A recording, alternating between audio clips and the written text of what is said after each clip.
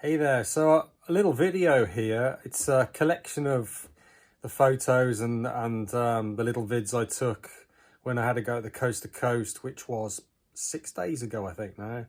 And unfortunately, I didn't make it to the end. 109 miles.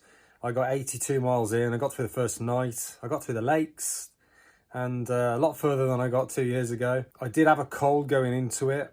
It was very cold at night. Didn't have the right gear for it, unfortunately.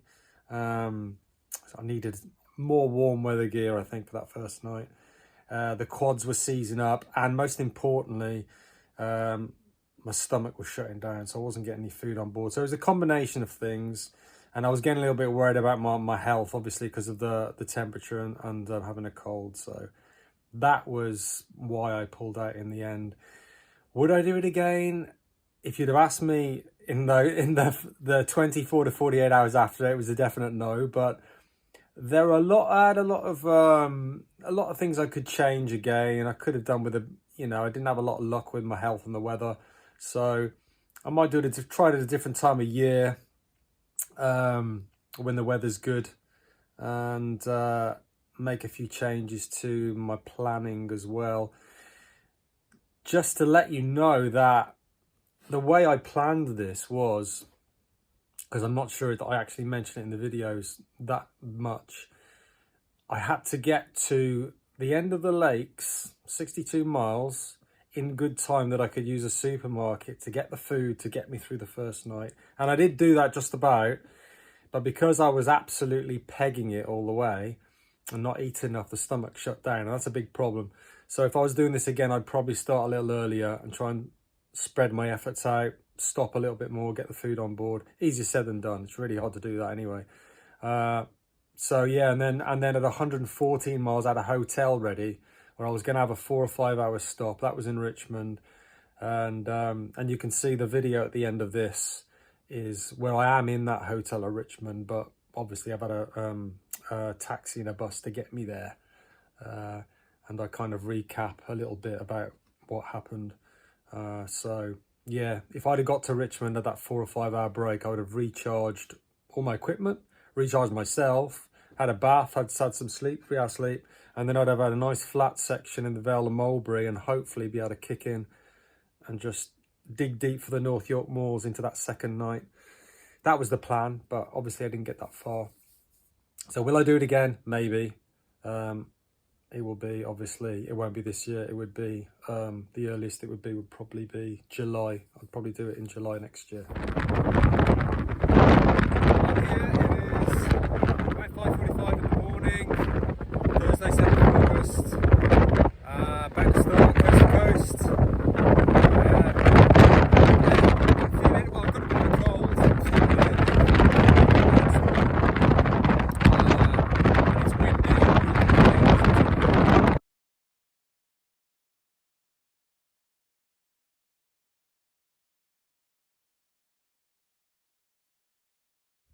Hi there, so it's 8:45 in the morning. I've been going for about 3 hours now. I thought I'd better do a little video. I've just passed Ennerdale? Yeah, Ennerdale.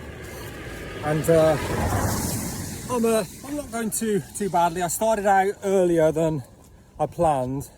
I planned to start out at 7, but I actually started at 5:45 because I've got a cold, didn't sleep well, and I thought, well, I might as well get going and get a head start. Takes the pressure off. It's quite busy this road. So yeah, I'm a little bit slower than the plan, but I'm still 1 hour up, if that makes any sense. So yeah, I'm just about to come to Ennerdale Water, the first lake, and legs a little bit stiff. I think I'm going to take some painkillers in a minute. A little bit behind on my calories because I've been trying to, it feels like I've been running the whole way. It's always strange when you look at the pace. I think my pace is 13 minutes a mile. I lost a lot on Dent Hill. It was very misty up there, and these things are misting up, and these are prescription to see where I'm going. Hopefully I won't have that problem for the rest of the day. I think the weather's going to be a bit better. Catch you later.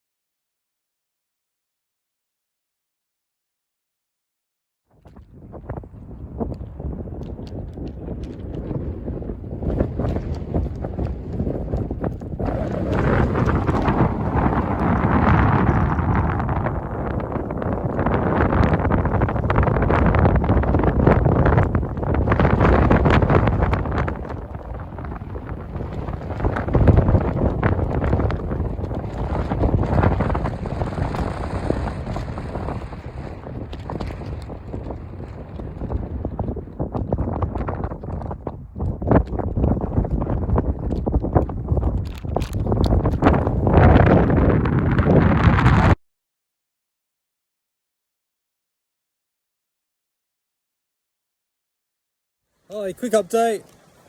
I'm just about to go into Patterdale. It is about 5:15. The original plan was to get here by 5:10, and I started the whole thing 45 minutes early. So yeah, I'm lost about an hour, but I didn't give enough respect to those hills. Those rocky climbs are insane. So I've got to get the Shap before 10. I want to use the supermarket there, so it's going to be a proper time trial now. I was going to stop off at the pub for 15 minutes here in Patterdale.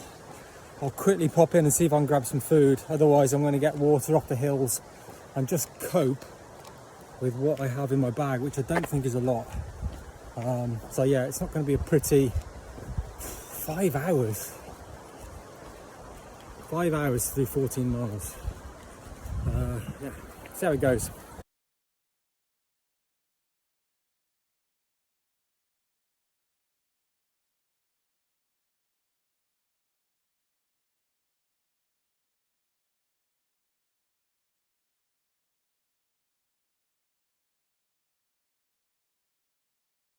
Ooh.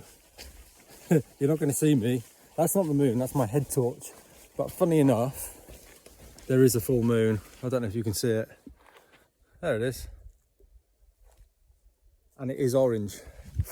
So yeah, I'm quite enjoying this at the moment. Pressure's off.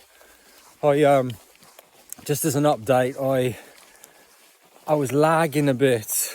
Well, this is terrible, isn't it? Looking at my head torch. I was lagging a bit coming into Shap. I was going to be about half an hour late, and it was so important that I got to Shap before 10 p.m. because I needed to stock up on food and liquid to get me through the night. You can't get enough from Honesty boxes. I bought a couple of drinks and a flapjack. I had the drinks. I was really at a low ebb. My stomach was shutting down. Felt like I was doing an ultra because I'd just been battling all day. Like I did 2 years ago.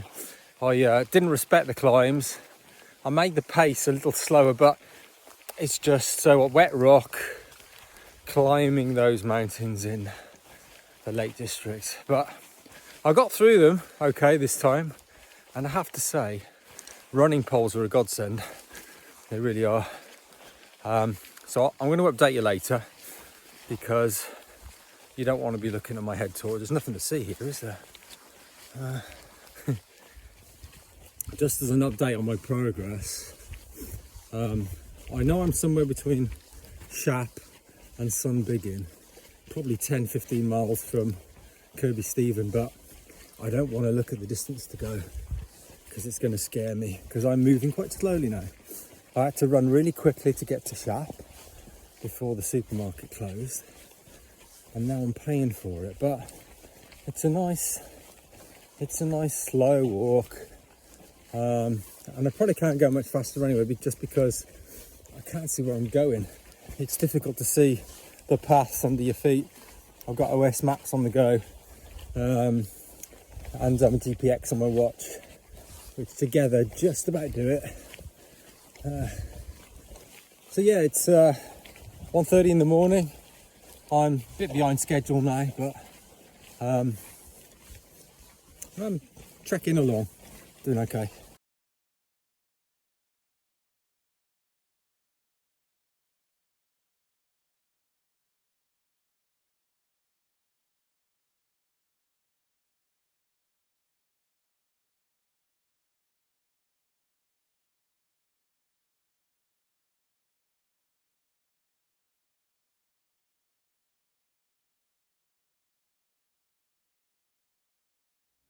Hey there, one final video. So, unfortunately, it's not an update video.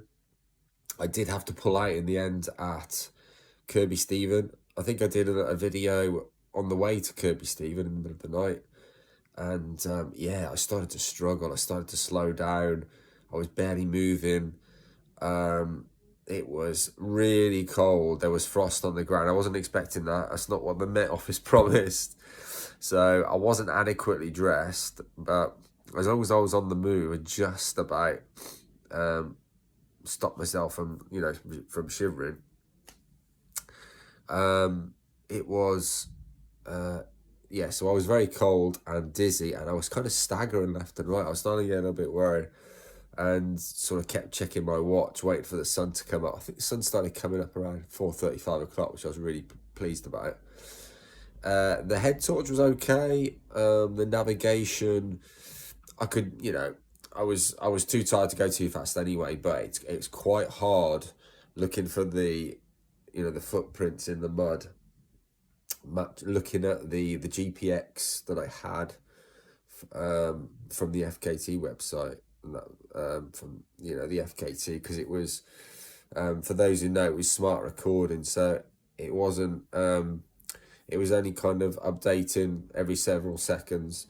So the lines were quite straight and they weren't matching up with the actual route. So I kind of had to work it out in my head, looking at this OS maps, working out where to go. So a few times I was starting to get a little bit stuck with the navigation, but all day I have to say I've been quite lucky with the navigation. There were a few times in the day where I'd come to an option of various routes, and just by instinct and luck, I managed to take the right one. But anyway, yeah, I started slowing down. I wasn't feeling very well, and yeah, I was starting to seize up as well, which was, I suppose it was inevitable, really, considering my background, the training I do. But I got to 82 miles, Kirkby Stephen. Quite happy with that. It's a lot further than I got when I tried a couple of years ago. And I probably did less running. I'm 2 years older, maybe slightly less, I would say it's less prepared. I always prepare really well for these things and get the gear just right, and I learned a few things, but I think I did quite well. I got to Shap. I was running hard to get to Shap before 10. I got there 9:58 p.m. I was like sprinting the last the last 1.5 miles from Shap Abbey. You go up a hill for half a mile, and then it's a mile into town. I had to sprint that, and I'd already done 60 miles over the lakes. Got there 9:58, and the couple that were managing the shop, the guy wasn't too enthusiastic. He said, "Yeah, I'm going to give you 5 minutes, and that's it, basically." So I had to sort of do a supermarket sweep and grab what I could. And like, what did I get? 2 pork pies. Oh my god, I struggled to even take a bite out of those. It was so dry. They were tasty, but I just found most of the things I was eating too dry. Yeah, I got crisp. Oh yeah, I got what I thought was 6 small, like sort of 400 milliliter bottles of water. I just grabbed that, and I thought I was clever, because there wasn't much. I think that was the only water option there, and it turns out that was carbonated water. So you can imagine I was filling that in my soft flasks, the carbonated water with the electrolyte tablets fizzing in there. There was it was like really distended. I was having to keep squeezing the air out. Yeah, so I chocolate as well. I was just trying to nibble bits. It was like doing an ultra race, like I said before. Really, my stomach was shutting down, and in the end, I was hardly. When I got to Kirkby Stephen, I was hardly moving. I think I'd lost about 2 hours on that section. Although it was nice seeing the sun come up and everything, I knew that was it. And then I had the fun of trying to work out how I was going to get about 30 odd miles from Kirkby Stephen to Richmond, and I had to get a taxi part of the way, and then use a little local bus service.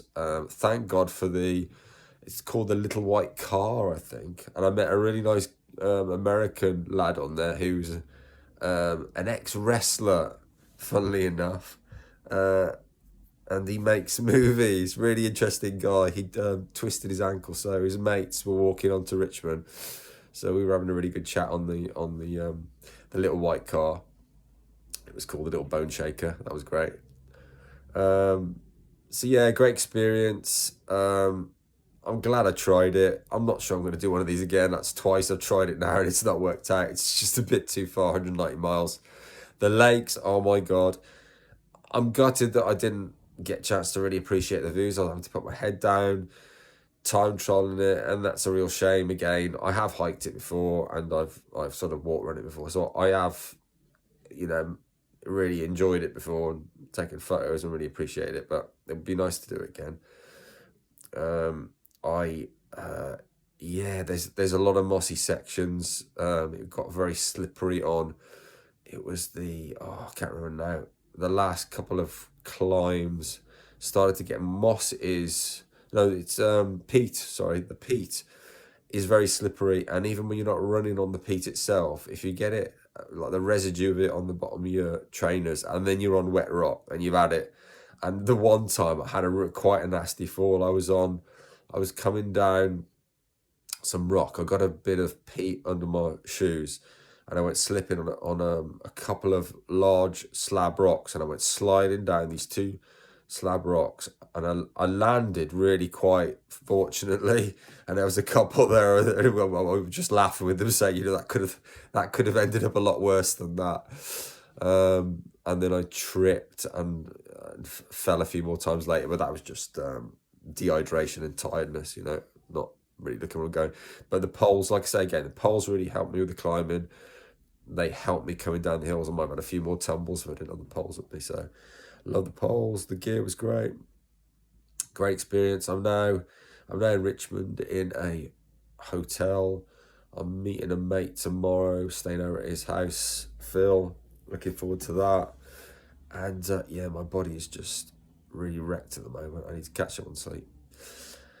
So thanks to all those who wished me luck and followed me. And yeah, take care. Speak to you later.